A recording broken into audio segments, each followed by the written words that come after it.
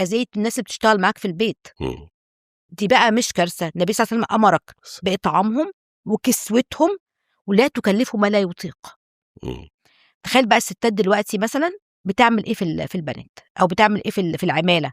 مم. لا تتخيل شخطك وزعيقك وكل ده، اعرف ان كل ده مردود لك حضرتك بالمعروف، والتعاملي بالمعروف، مم. والتعاملي بهدوء.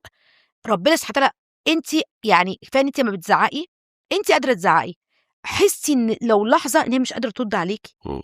بس هتدي عليكي. ما تنسيش بقى دي، يعني انت عارفه وواثقه انها قدراتها مستحيل ترد عليكي، صح؟ بس تاكدي انها هتدي عليكي. دي البطانه الصالحه، يعني دي البطانه اللي عايشه معاكي. يعني اللهم ارزقنا البطانه الصالحه. دي اسمهم البطانه الصالحه، اللي بتقعد معاكي عايشه معاكي اكله شاربه وانت قاعده معاها، وشايفه اسرارك وشايفه حياتك وشايفه اولادك وشايفه جوزك وكل ده. اعرفي ان دي البطانه الصالحه، اتقي الله فيها.